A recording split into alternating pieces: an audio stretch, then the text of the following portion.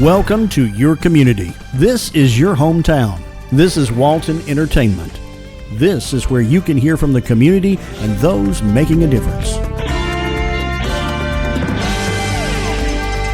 We explore topics, local festivals, arts and entertainment, and local news. For this program and much more, visit us online at yourlocalstream.com. That's yourlocalstream.com.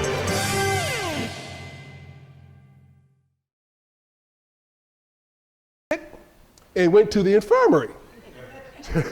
You guys are laughing already. Yeah, went to the infirmary.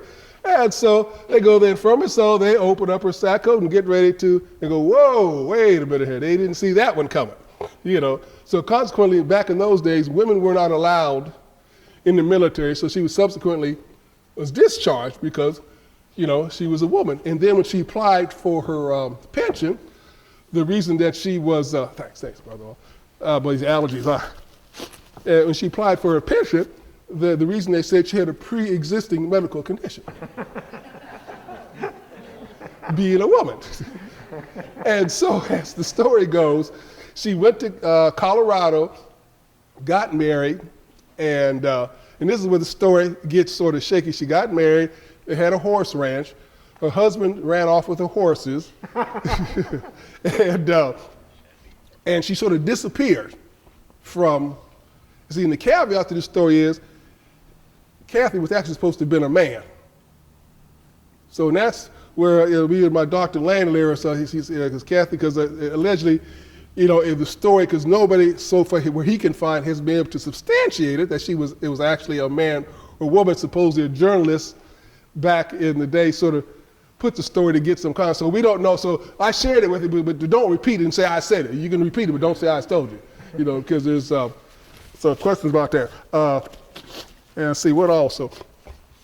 See what else here. Boy, like I say, there's so much. Like I say, most of the time when we talk, we deal, me and my guys that I'm with, we just talk about the Indian wars that happened in Arizona in the Southwest, because that's what was very prominent out there during the time. And that's where the Buffalo Soldiers got most of their honor from. Now, how they got their name depends on which book you read.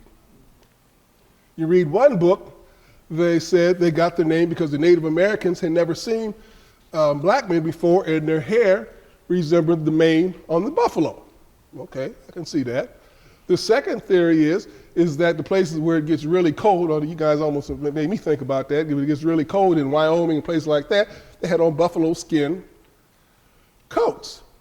And so, okay, I can see that one. And then the one that me and the fellas in my group like to embrace is that because most of these soldiers were former slaves, okay, and they were used to having little of nothing, and they were pretty doggone tough.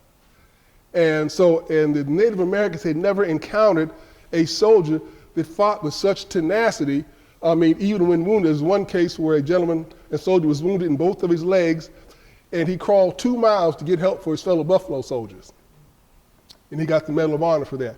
And so they had never seen, so according to what the Native Americans' theory is, that the buffalo, when it's wounded, it just keeps charging at you. I've never shot a buffalo, don't care to, so I'll take their word for it. Okay, they said a buffalo just keeps charging, keeps on coming. That's, they liken the fighting spirit of the Buffalo Soldiers. And so that's the one we like to embrace. And if you look, and it was given to the 10th Cavalry first in 1867. Because if you look at the 10th Cavalry regimental crest, guess what they have that's on the regimental crest? Right, it's a buffalo. So it was given to them first. And like I say, they just did so much. As I can say, I was just sitting there trying to think of all the stuff that to share with you, because I don't want to bore you, because I don't want to see anybody nodding off or anything. And like, see here, what else? Is there any questions? That's a good way. Anybody have any questions that they want to throw at me to see if I can or cannot answer them? Oh, no, that's not a good sign. No questions. Tell us about the uniform you have. Oh, the uniform I have on is a uniform that my great-grandfather might have worn. Okay? It's a 1906 uniform with the spats. The shoes aren't correct, but don't tell nobody. And also, the buttons aren't correct. The buttons should be the same color as my unit, the cross rifles, and they should be bronze. And I just been too lazy to, then I tried to ask my sister to sew them. She said she wasn't going to do it, but I'm just lying on it. And they should be the same color, but this would be the uniform, and the hat is over there. I don't like wearing them hats, but the hat, see, I think I have it. Oh, where is the hat? Yeah, thank you, sir. Yep, yeah, this is the hat they would have worn. Oh, sharp. Yeah, this.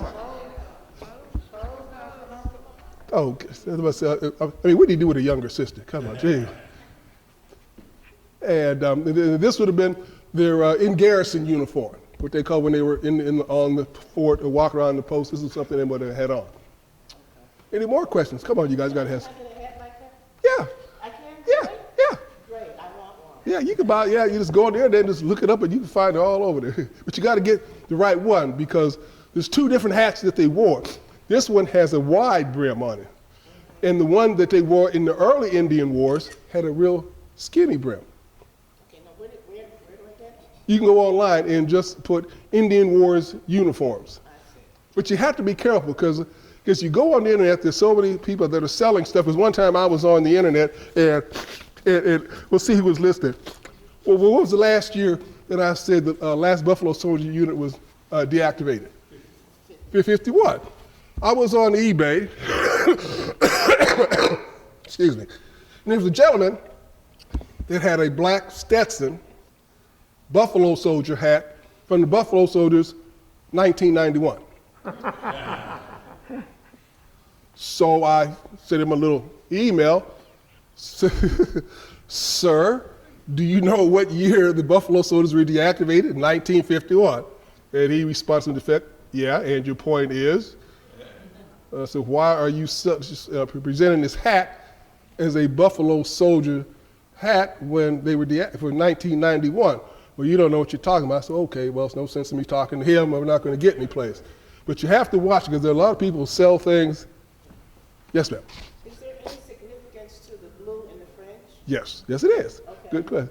And just a minute, so we'll get to you next. Okay, the cavalry's colors were yellow. If you see on the TV, you'll see the Duke riding on his horse, big yellow scarves, a big yellow stripe, and a big yellow scarf around his neck. Let me sort of share something, like Steve and I were talking about. They didn't wear yellow scarves around their necks. Now, can you imagine? John Wayne is wrong then, right? Yes. So if you imagine, if you're out in the middle of the Arizona desert and you're in a nice formation, sitting up on your trusty steed, and you got this big, bright yellow scarf around your neck, and you have some adversaries up in the mountains with their rifle looking down on you, that could kind of mess up your day. And they didn't wear yellow scarves, people. They didn't, and a lot of things, a lot of my buddies, and unfortunately, Steve knows my buddy Douglas Woodard was supposed to be here with me today, but unfortunately his wife passed a couple of Fridays ago, so he was unable to make it with me today. And we always talk, and it's funny, and you see the guys, riding their horses, firing their rifles. Trust me, I have horses myself. And trying to fire a rifle on a horse that's galloping at full speed. How many of you have been around horses? Now, would you say you could fire your rifle if your horse is galloping at full speed? So yeah, it's kind of hard to do, because I remember the first time I drew my saber on my horse, she stopped and said, she put her head down and was looking back, okay, what's going on behind my head here? And it was funny because we were in a parade, and the guy that was in charge said, hey, we're going to draw sabers.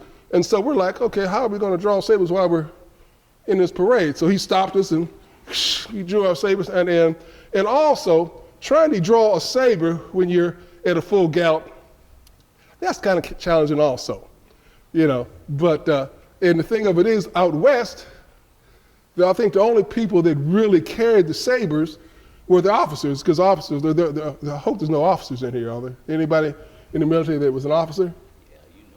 Oh yeah, my brother, you don't count, brother. Okay, I ain't gonna say nothing about this.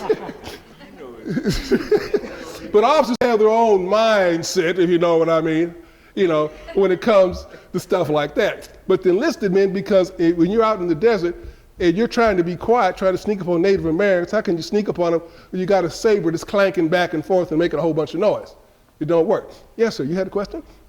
Most of the photographs that show the Buffalo Soldiers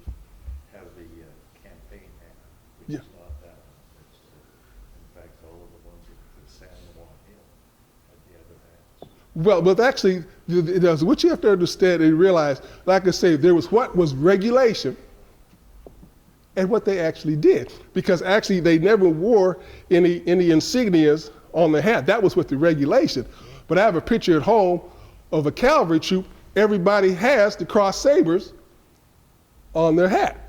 You know, and a lot of times, you're talking about out west, a lot of times when the quartermaster passed out supplies, the 9th and 10th were at the end of the equation, as well as the 24th and the 25th. So they didn't get things until after everybody else had got their stuff. So a lot of times they didn't get things. In fact, I have a picture over here I can show you that to sort of illustrate what I was referring to. Oops. Now this was an issue that they put out on July 2016. It was an anniversary edition honoring the Buffalo Soldiers. And they put out, it has quite a few great stories about the Buffalo Soldiers. And you can see, the hat that he has on is not a campaign hat. Right, and so like I said, there was what was regulation and what they actually, you know, because if they tore their shirt or they lost their hat getting away, they had to go to the settler on post and buy another hat, and they might not have been able to buy another regulation hat, so they got what they could get. And you can see he has and he even has his pistol that's on the opposite side. Does anybody know, any military guys know why the saber was always going to be drawn with the strong hand? Does anybody, military guys, know? I found that out in one of my trips, which was very interesting.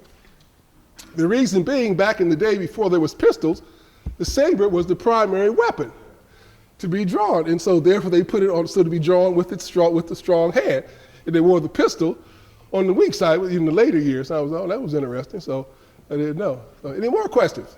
Come on, you guys. What happened to the horses when the regiments were disbanded? Well, a lot of like I said, there's a lot of theories. I haven't gotten to that. One of the guys that's the true horseman, taught me the Army horsemanship thing. He knows, like all of us each of us had our little things. A lot of them they sold to people, and because there's a young lady that one of our guys that was in the group.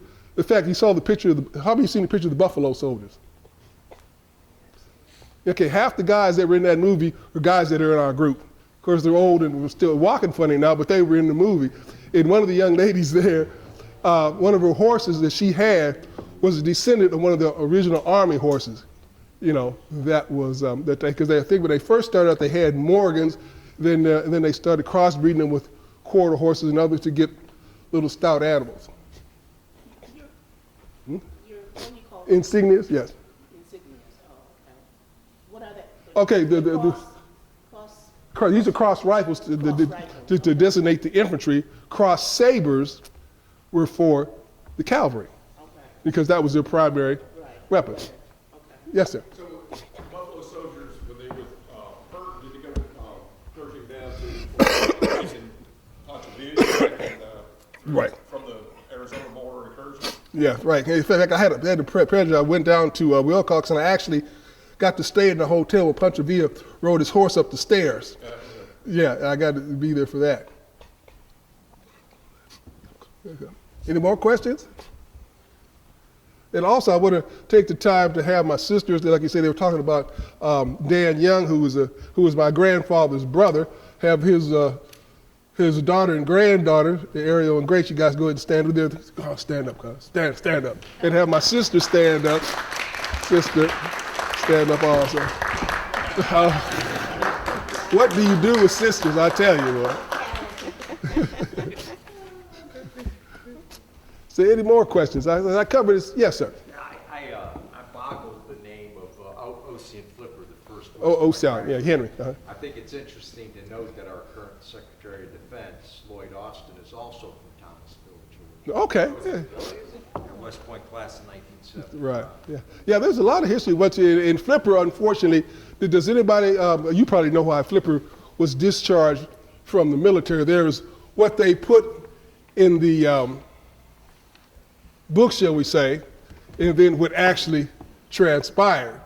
And because he was the quartermaster on a post, and they said he allegedly embezzled some money, basically, which he put the money in back. The money was missing. He put it back himself, and I think it was Colonel Nolan was his commanding officer, and felt it was less than honorable for an officer to do such a thing, and so he was discharged from the Army, and he lived down. He stayed in Arizona. In fact, he lived there. In fact, he has a niece, a great niece, that still lives there, in Arizona, and she, he spoke. Oof, I'm trying to think. How many languages did he speak? 3, 4 different languages. He was he's very well known in Arizona. Any more questions? Because now I'm really going to add a little bit to. How many of you during the years have? Oops, there go my glasses again. I'll leave it. How many of you through the years have we've heard of the Lone Ranger? The Lone Ranger. Okay, now, cuz you can't answer this, cuz I know you know, because I had talked to you about it already. How many of you knew it was about a black guy?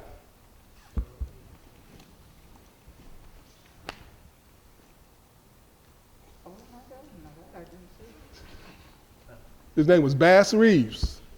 He arrested more men than Wyatt Earp, Bassett, all of them together. He was a United States deputy marshal. He was hired by Judge Parker, the hanging judge. He couldn't read or write, but he always got his man. He didn't give out silver bullets. He gave out silver dollars. He even went after his own son and brought his own son back for killing his wife because she was unfaithful. He caught her and killed her, and he went after his own son. And so the story goes, he walked up on his son. His son had set up a little camp, and Bass Reeves walked up on it, and I guess it was a rifle or some sort of weapon, and the son looked at the weapon, and he said, "Son, don't do it." And he didn't. He brought him in. He served his term in prison and came out, and was a model citizen after that. What's the story behind him? Why is he called the Lone Ranger? Well, when you find out, you let me know too. because so the theory is that a journalist came from back east, went to the Oklahoma Territorial Prison, and he was interviewing the inmates there. They were talking about this guy that wore a bunch of disguises and, to capture people, And so when he researched it a little bit further, come to find out it was Bass Reeves, who was an African American. And so the story is there wasn't too much money to be made back then about writing, about an African American. So somehow a Texas Ranger, got involved. And he did have a Native American sidekick. And in the story about Bass Reeves, he was born into slavery, and he was the property of Master Reeves. And Master Reeves had a younger son who Bass was his man fried, his butler, so to speak, and go with him, travel wherever he went. And Bass was, I think it was 6'1", 6'2", 200 pounds. He was sort of a stout gentleman. And so the younger Reeves would always like to wrestle and roughhouse with him. And so allegedly on one instance, Bass Reeves picked him up and body slammed him, and he thought he killed him. And he had an you-know-what moment. He just said, okay, this is not good. And so then he took off allegedly into the nations of Oklahoma, the Native American, and stayed there till the Emancipation Proclamation was passed. And then he said, okay, it's cool, I can come out now. And he came out, and while he was there, the Native Americans taught him how to track and do various things, which was he came out, and he got hired by Judge Roy Parker. Like I said, he couldn't read or write, but he always got his man. And even in one instance, there was this one outlaw, his name escapes me, but this guy, he had killed like eight or nine lawmen that had went after him. He just killed them all. So they sent Bass after him. Bass brought him back across the saddle. And the outlaw had so much respect for Bass and the way he conducted himself that he gave him, which as a sign of respect, I guess, back in the day, he gave him his pistol as a sign of respect. Was he well known? Is that Oh, yeah. I mean, like, why did he wear the mask? Because he was... No, he didn't wear a mask. Oh. This is just what they're showing, because the Lone Ranger that we all know, he had a white horse, a high-hole silver, he had the mask and so forth, but no, Bass didn't wear a mask. Well, I'm a movie buff, and I've heard that name Bass Reeves mentioned in some westerns. I've actually heard Yeah. that name. Oh, yeah, it's getting more people like myself to start running my mouth and talk about it, more people to research it and find out about it. Yes, sir. I don't know if you know or not, but in the movie, Clint Eastwood, Hang 'em High, Yes, Judge Parker, right at the end of the movie, Bass is in there walking through, and they get Okay. him to go out with this white guy. Yeah. He's in the movie. Yeah, it's like I say, I met an elderly lady, about 8 or 9 months ago, and I like the way she put it the best. They have a tendency to sanitize things, you know. And to get on what Steve's point was talking about on the Brownsville raid, and the reason that it was it was a miscarriage of justice, but the whole thing about how many have heard, all of us have heard about San Juan Hill, and Teddy Roosevelt in San Juan Hill. Well, did you know it wasn't San Juan Hill? It was Kettle Hill. And guess who saved Teddy Roosevelt's bacon? The Buffalo Soldiers.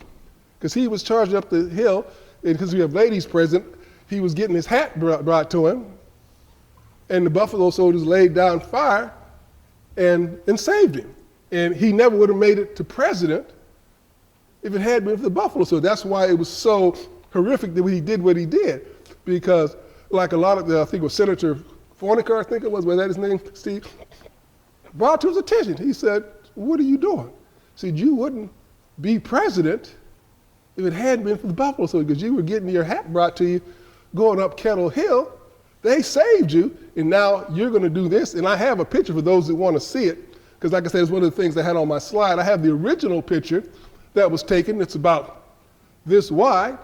And then you see the picture that we all see. We all see that that they publicize is this small. And but unfortunately, they say they sanitize history, and it is what it is. And that's why I'm here today. And hopefully, I provided you a little bit of insight, a little bit of information to help you, anything to pique your interest, so you can go out and find out some more stuff. Is there any more questions, comments? Yes, sir. You may have already said, but I can't hear that well. Was the unit that Buddy was in Brownville, was it a cavalry unit? No, infantry. It was? Yeah, infantry, the 25th Infantry, what I have on here, 25th I know Infantry. they still had cavalry in World War I. Yeah. Yep. Any more questions, comments, critiques? Oops. You know, the thing about Roosevelt too, he had George Washington Carver in the White House. Yeah. And he called a lot of hell for that. Yeah, he did. So to have, I think he got, I just, I don't know what his mind was, but I'm pretty sure he got presented a little bit different story. Right. Yeah, because according to what I've read, and because I have to be truthful, I've read about halfway through the book, and I got halfway through it, and I thought they all had gotten a trial. And then when I found out they didn't get a trial, I was like, here we go again. And it was interesting, but I think at the time, I think most African Americans were Republican. I don't know. I guess they were Republicans, and that's why it was such a miscarriage, because Teddy didn't put it out that he had discharged him without honor till after the election. And like that gentleman said, he caught a lot of flack for it, but he did what he did, and it was what it was, unfortunately. Now, cuz, you still have your poem you want to recite? Okay, my cousin would like to say a little poem that she did, so. It's not a little one. Oh, no. Miss Betsy Hardiman, ladies and gentlemen.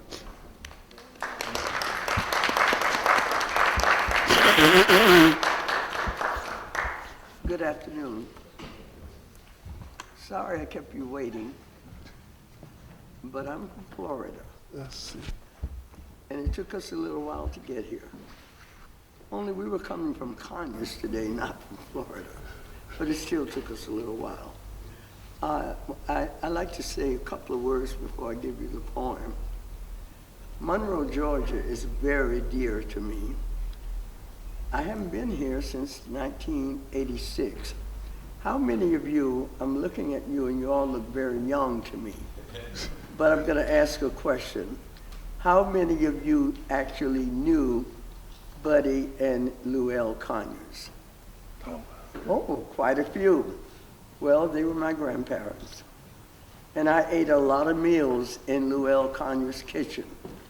How many of you had a meal made by Llewellyn Conyers? A few of you. She was a good cook, right? Right. And how many of you had shoes shined by Buddy Conyers? Several of you. Well, I grew up having shoes shined by Buddy Conyers and shoes dyed by Buddy Conyers. But you know what? I didn't grow up learning about the Brownsville raid because they didn't talk about it. It was a shameful thing. When I heard about the Brownsville raid, I was in my 30s. And the book, The Brownsville Raid, wasn't written then. Wasn't written until later. And when I heard about it, I heard from the author of the Brownsville Raid. And when I really heard about it was when they did a Broadway show. And I'll tell you a quick story because I know you've been sitting here a while. But the story is that when they did a Broadway show on Broadway, it was a big deal to me. I was living in New York at the time, and I brought my mother and my sister up from Florida, sunny, beautiful Florida, to a cold, chilling New York to see the Brownsville Raid because her father was a character in the Brownsville Raid. I mean, he was long gone because he died in 1966, but it was a character about him in the Brownsville Raid. So I brought them up. It was 12 degrees in New York City the night that I took them to see the play. And my mother and my sister knew nothing about it. I just told them they were going to New York City to see the play, The Brownsville Raid. But they didn't know. I didn't tell them the name of the play. My mother looked at me like I was out of my mind. She said, "Are you serious? We're not going to New York. It's cold, freezing." I said, "But you have to go." And she and my sister, I thought they were going to cry. "No, no, no, we're not going into New York. It's 12 degrees. Florida is 80 degrees. Are you serious?" They fought me every minute going in that car down to New York City until we hit Broadway and they saw the marquee, The Brownsville Raid, and my mother started to cry. "That is about my father." She said, "Betsy, that's about my father." I said, "Yes." Well, they saw the play, and in intermission, they came out on stage and recognized my mother. And at the end of the play, they took us backstage, and then they took us to dinner. And there was a reporter there from the New York Times, interviewed my mother. And the rest is history. We were in the New York Times, and she was as proud as she could be. And I was as proud because I really didn't know the story until it broke in the 80s. This was in the 80s. Now, I want to tell you something else. You heard him coughing. We don't have COVID. I'm recovering from bronchitis, but nothing was going to keep me from coming here today. So I really am so happy to see you guys. I got two cousins sitting out there, Dana area. Thank you so much for coming. Friend of mine, JP, where is he? Oh, behind me. JP is here from Atlanta. My dear friend, Lerner, came up with me from Florida. Joanne is sitting here. Now, the reason Joanne is sitting here is this poem I'm going to recite for you I learned from my mother when I was 12 years old. And I haven't recited it since I'm 12 years old. Now, I look 26, but I'm really going to be 80 in August. So I've been relearning it over the last few days, so I may miss a couple of lines. She's going to be my prompter, okay? The other thing I want to tell you is this poem, how many of you heard of Paul Laurence Dunbar? Paul Laurence Dunbar was a black poet who wrote back in the 1800s and the early 1900s. He wrote this poem about colored soldiers during the Civil War. So it preceded the Buffalo Soldiers. But you can think about it as I recite it because it pertains to them as well, as far as I'm concerned. So I'm going to recite for you the colored soldiers. And as I said, thanks for smiling back there because you're helping me. Anyway, Joanne is going to prompt me if I forget a couple of lines. The Colored Soldiers by Paul Laurence Dunbar. If the muse were mine to tempt it, and my feeble voice were strong, if my tongue were trained to measures, I would sing a stirring song. I would sing a song heroic about those noble sons of Ham, of the gallant colored soldiers who fought for Uncle Sam. In the early days you scorned them, and with many a flippant flout, said these battles are the white man's, and the whites will fight them out. Up the hills you fought and faltered, in the vales you strove and bled, while your ears still heard the thunder of a foe's advancing tread. Then distress fell on the nation, and the flag was drooping low. Should the blood pollute your banners? No. The nation shouted no. So when war and savage triumph fell above your funeral pall, then you called the colored soldiers, and they answered to your call. And like hounds unleashed and eager for the lifeblood of their prey, sprung them forth and bore them bravely in the thickest of the fray. Here where the fight was hottest, where the bullets fastest fell, there they pressed unblanched and fearless in the very gates of hell. Here they rallied to the standards to uphold it by their might. None were braver in the battle, none were fiercest in the flight.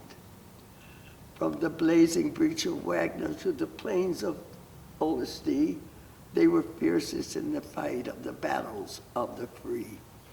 And at Pillow, God have mercy on the deeds committed there, and the souls of those poor victims sent to thee without a prayer.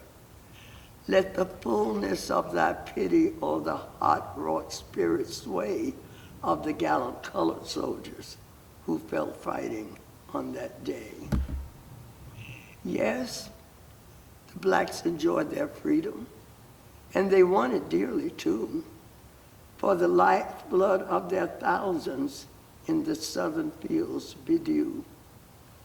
In the blackness of their bondage, in the black of slavery's night, their muskets flashed the dawning, and they fought their way to light. They were comrades then and brothers. Are they more or less today? They were good to stop a bullet and to front the fearful fray. They were citizens and soldiers when rebellion raised its head. And the traits that made them worthy, those traits, they are not dead.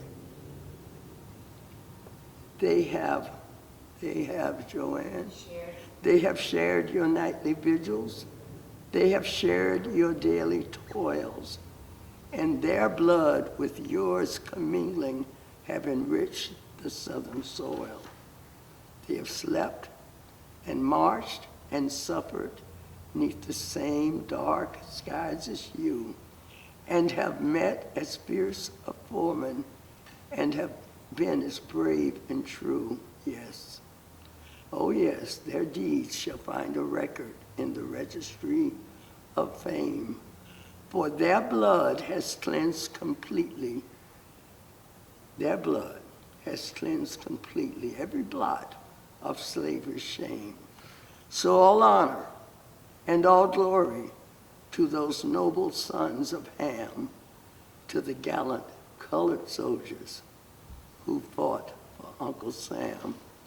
Thanks to my mother for teaching me that poem. Thank you.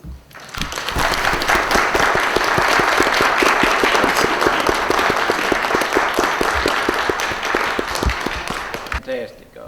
We appreciate y'all coming, and we're going, before too long, we're going to have Sam and Dexter back in here to redo their program on Revolutionary Soldiers in Walton County. So we have that to look forward to. And just thank you for being here, and come back again. Yeah, so one thing, I want to thank everybody again. I want to thank Steve for inviting me, and in the Wayfarer Hotel, if there's anybody here from there, because I've stayed, it has been great. Only thing is, you guys had nothing on Sunday. I had to find a place to eat this morning, trying to walk them down the street, trying to find something to eat. I was like, wow, everything, I went to go to the pizza place, it was closed, and it was outside. But anyway, I want to thank everybody for coming. It's really been a pleasure. So now I get to go back to Arizona where it was 70 degrees the other day, and I can warm up. Not used to this cold weather out here, was like Cuz was saying, not used to these cold weather. There again, thank you very much. You're a great audience. Yes, sir.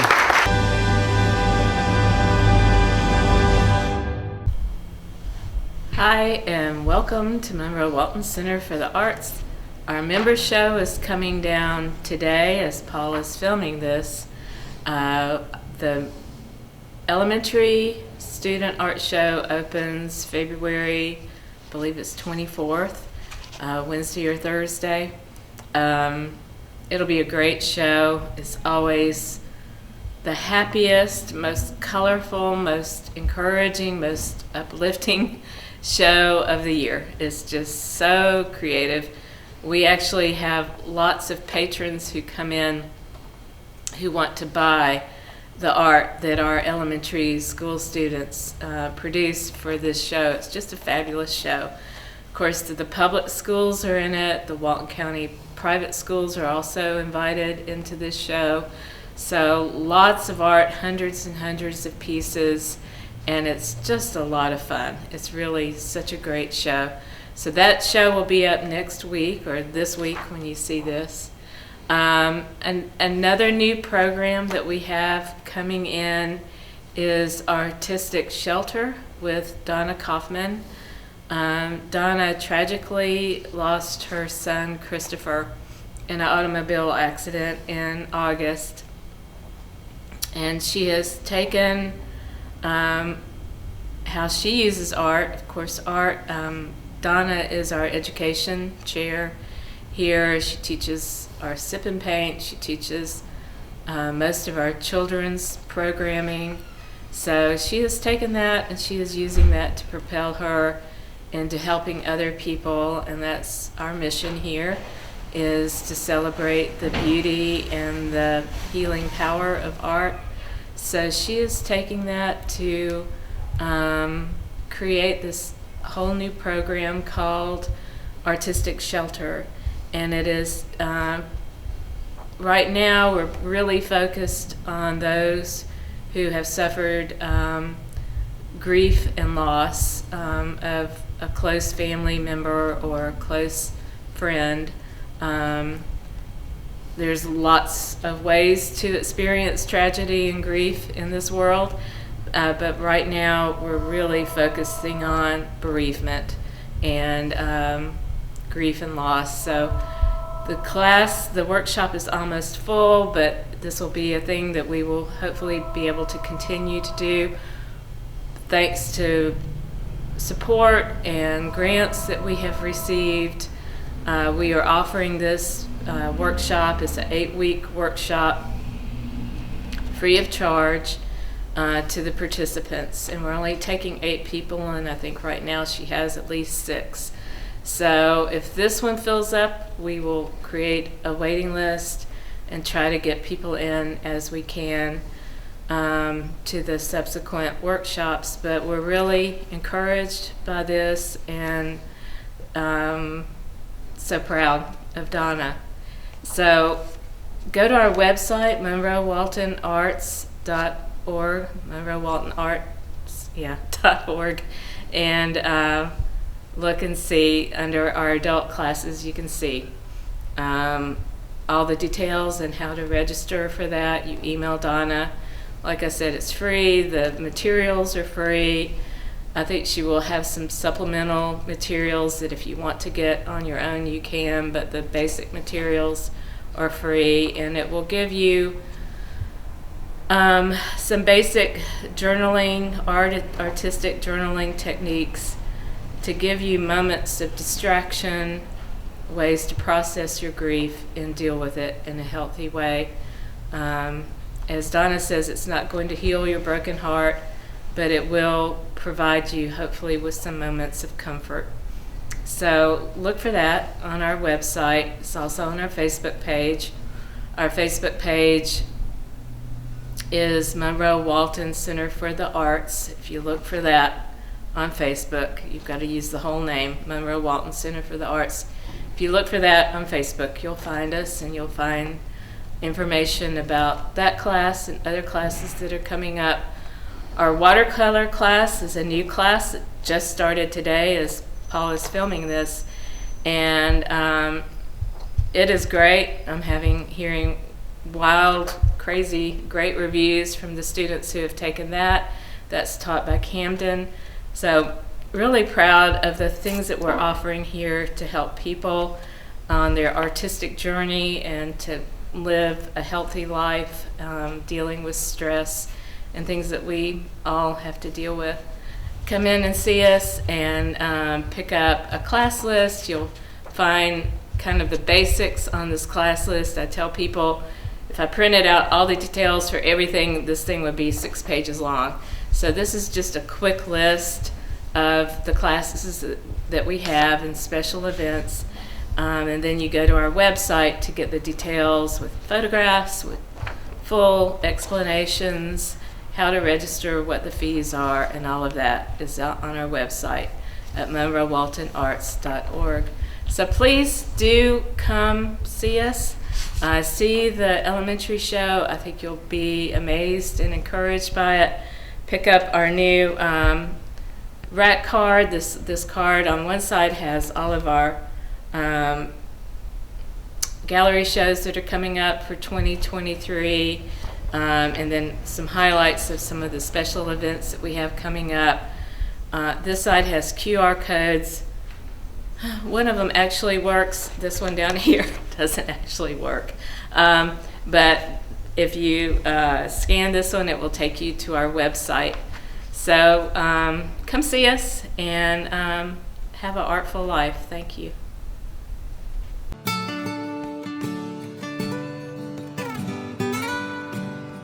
Hey everyone, my name is Joel Burnsett and I'm the Walton County Ag and Natural Resource Extension Agent. And I just wanted to give everyone an update that we have moved locations.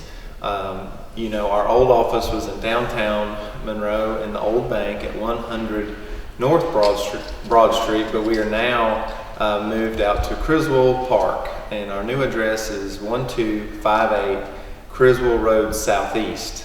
So if you have any extension needs, which would be 4-H, Ag and Natural Resources, water samples, soil samples, gardening questions, anything of that nature, our phone number is the same, or you can stop by physically at our new location on Criswell Road, and we would be happy to help you. Thank you. Good morning, everybody. It's Michelle Patrick from the 4-H office. I just wanted to make sure you all know that our camp registration started yesterday. So our camps are available now if you would like to apply for summer camp this year.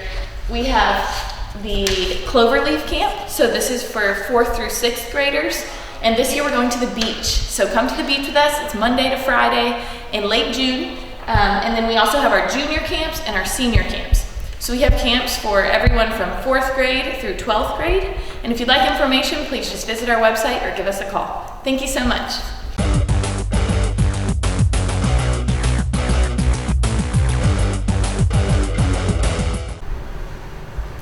Hi, I'm Jody Johnson. I'm here with another recreation report.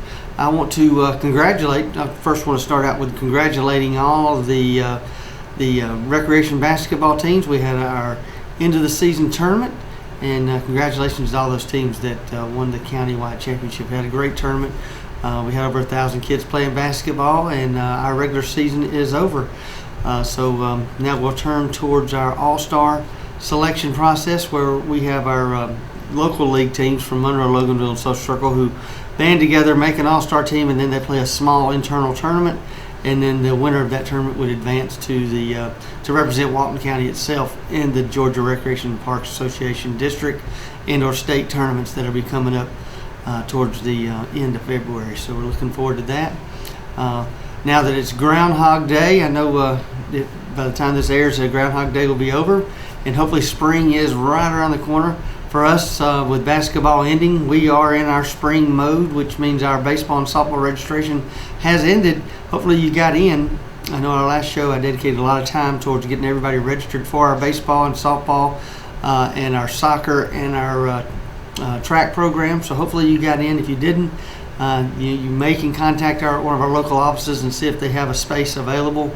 But we are making plans on ordering uniforms and selecting teams and getting everybody started practicing. As soon as the weather kind of gets a little better, we'll be outside the month of February practicing, so games will start around March 18th for our opening day for our baseball and softball. Track will practice a couple of days a week as well and get ready for some of their track meets. They usually go to 5 or 6 track meets a year. So a lot of spring activities are going on. Hopefully the weather will work out for us. It seems to be raining about a couple of days a week, and then cold and windy the other couple of days, and we usually get 1 or 2 nice days out of the week. So hopefully teams will be able to get out on those nice days. For you guys that want to start exercising, continuing on that healthy lifestyle, I want to invite you to our community centers. The Monroe, Loganville, and Social Circle are a great place to go and walk inside while the weather is wet or cold outside. On those nice days, there's usually a close by walking trail you can get on and walk with your friends or make new friends. Join a class. For anybody that's 55 and older, our senior fitness class is really doing well. There's usually around 65 to 70 people working out. We do it 6 times a week on 5 different days. So you can go to our website at waltoncountyga.gov and find out what day we do have our senior aerobics class that's close to you. We have a lot of people that go to all of them that enjoy it that much. It's free for anyone 55 and older, and we'd ask you to go and make sure that your doctor says it's okay for you to do. And there's different levels of the fitness class. You can get up and dance and punch and throw and move around at your own pace, or you can sit in a chair and do it on a light note. So I would invite anyone to come do that. They say it's a life changer. After, if you can stick with it for 2 weeks, that it will change your life and make you so much more healthy and energetic. That they say that once you stay for 2 weeks, you won't miss again. And we have a lot of seniors that tell me that a lot of times that they count on that senior class. It keeps them moving and keeps them mobile. So I would encourage everyone that maybe is sitting down watching the television to get out and get active. It's the best way to stay fit and a healthy life. So if you didn't get out to our registration, make sure you contact our office.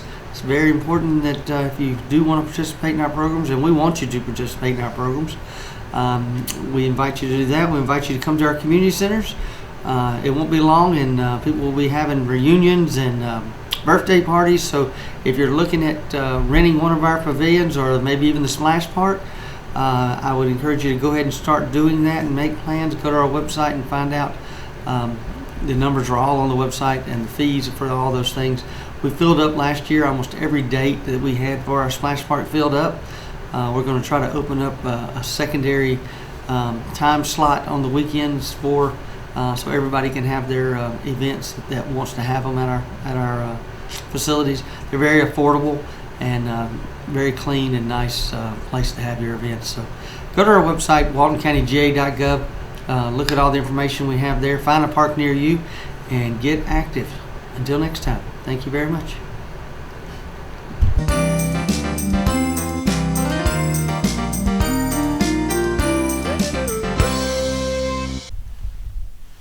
Hello, I'm Kenny Sargent with Keep Walton Beautiful in the Walton County Recycling Center. I want to thank everyone for tuning in. The first thing I wanted to discuss is effective March 10th, we will be going up on our scale rates here at the recycling center. They will, from March 10th on, they will be $65 a ton for any of the items that are disposed of here at the center. Basically the landfill cost went up, and we were forced to go up to kind of match the increase we're seeing. So starting March 10th, everything that's disposed of here at the recycling center, when you come across the scale, will be $65 a ton for those disposal fees. Again, if you have any questions about that or want to know more, give us a call here at the recycling center, 770-267-1421. We'd be happy to discuss it a little more, hear any of your questions or concerns about that. So give us a call. Again, that goes into effect March 10th. We're starting to ease into spring, and we're starting to schedule some of our events. And the one that we have scheduled right now, we're going to do a document destruction event on Saturday, April 22nd from 10 until 12. We've partnered up with the Loganville Lions Club, and we did that as well last year. And it will be at the City Hall in Loganville from 10 to 12 on Saturday, April 22nd. That is Earth Day. Again, if you have any questions, give us a call. There are no limits on boxes that can be brought in. With the new company we're using for document destruction, they don't put any limits on how much paper you can bring in. As some of you may remember in the past, with a different company, they had that limit at like 2 banker boxes per citizen. That is no longer the case with the new company. So if you've got more than that, feel free to bring it.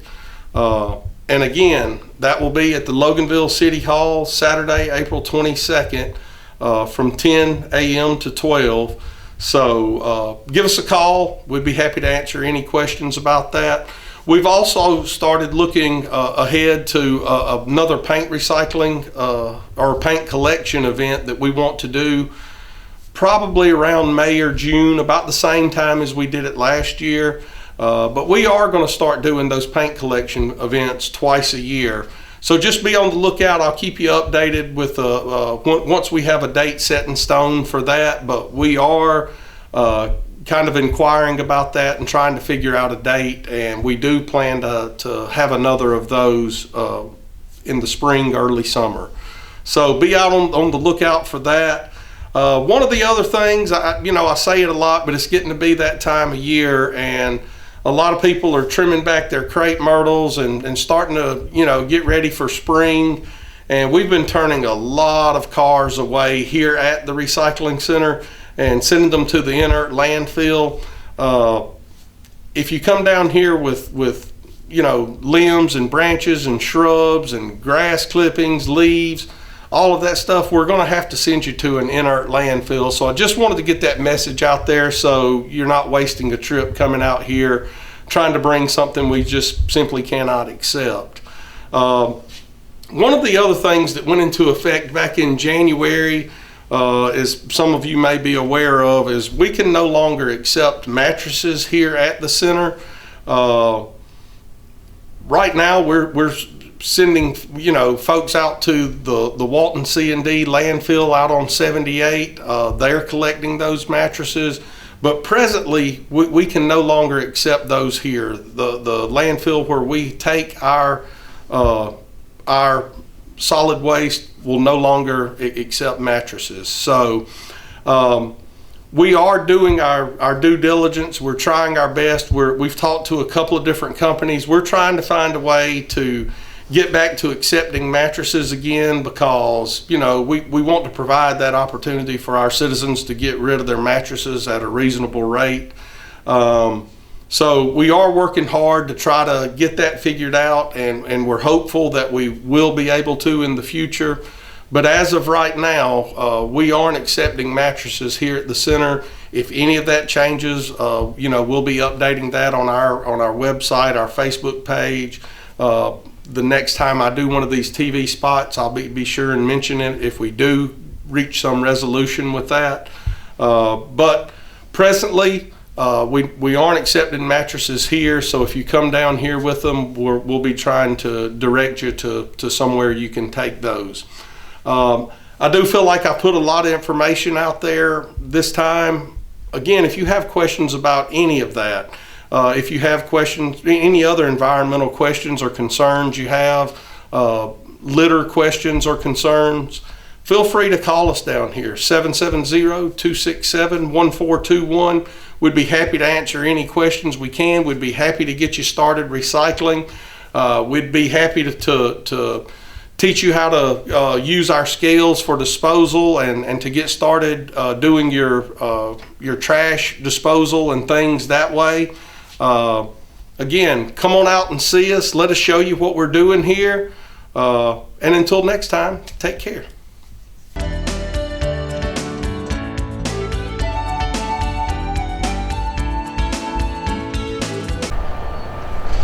Hey, thanks a lot for tuning in today. As always, we'll show you some of the dogs that are here at the Walton County Animal Shelter. I just wanted to show you this little guy. His name is Wolfie. Now, don't get too excited because he's already got a lot of adoption applications and he's actually scheduled to get adopted today.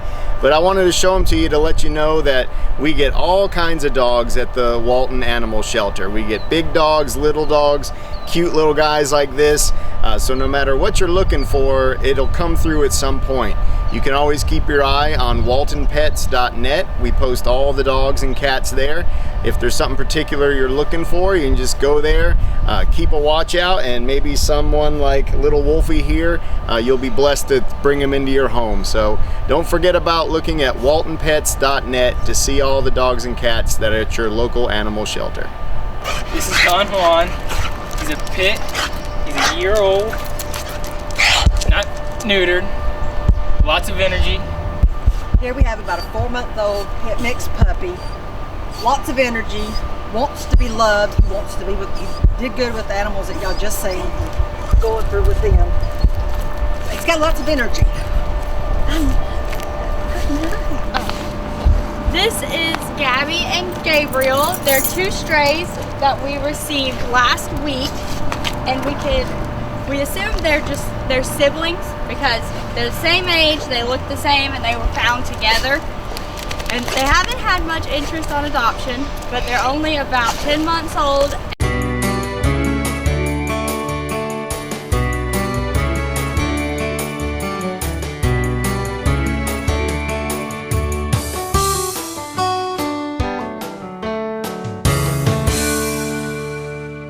Hey everybody, it's Isaac over at Reboot giving you the Reboot Tech Tip. I want to talk a little bit today about video conferencing.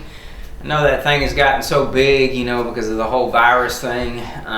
You know, I know people have seen things about Zoom, you know, and how people are hacking Zoom and all that stuff. And for y'all that don't know, Zoom is basically a video conferencing software where, you know, you can have up to like, I don't know what it is, 5,000 people on one video conference call, something crazy like that. But anyway, so a lot of people are using that to meet, you know, a lot of organizations, so everybody can stay home and meet and stuff like that. So just give you a little info about that. Yes, Zoom was kind of hackable in the beginning and people were a little scared about it, but as far as I know, they have fixed those issues, and so it's pretty safe now.